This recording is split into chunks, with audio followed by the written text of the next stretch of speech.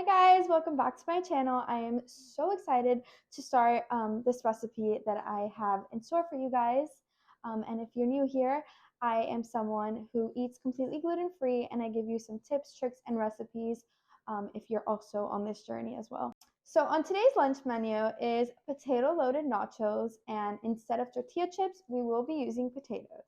So this recipe entails minimal ingredients, and depending on what you want to top your nachos with, that is what makes it more filling and also more fattening if you go crazy on it. But I will show you what I like to put on it and how I make it easier for myself. I usually cook everything with olive oil. I know that some people prefer spray oil, so if you want to do that, you can. So here's my setup. I start off with 100% grass-fed beef. I like to get 10% fat just because I don't like it too oily or too greasy. I then saute my ground beef with onions and roasted tomatoes that I roasted 2 days ago. These are the seasonings that I season my meat with: onion, salt, organic cumin, Himalayan salt, pepper, and garlic salt. And then these are the nachos I will be using today. I usually use sweet potatoes and cut them up and throw them in the air fryer, but I don't have that today, so I will be using the seasoned waffle cut fries.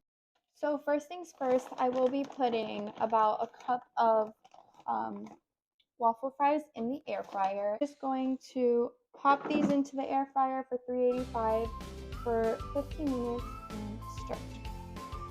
So now for the fun part, I have my pan on high and I will be drizzling some olive oil on the pan and wait for this to sizzle up. When you feel like your pan is hot enough, you can throw some of those fresh cut onions in, like so. And then I'll be grabbing some of my roasted tomato chunks and also throwing that in there for flavor. I'm going to let this simmer for a bit until the onions turn a light brown. I open my ground beef and I'm just going to throw that right into the pan and immediately start crushing it up so it turns into ground beef. Once I have a good feeling about the color of the meat and the way that it is broken down, I can finally start adding some of my spices.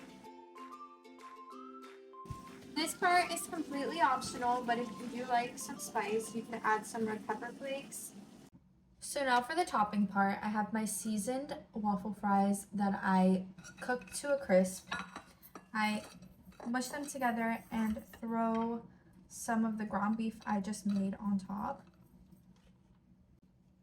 I then like to add this Trader Joe's Mexican light cheese, and I just sprinkle it on top, really.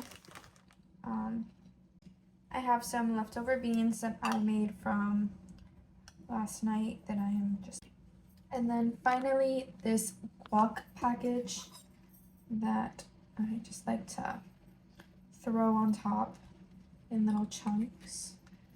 And just like that, your gluten-free nachos are ready to eat.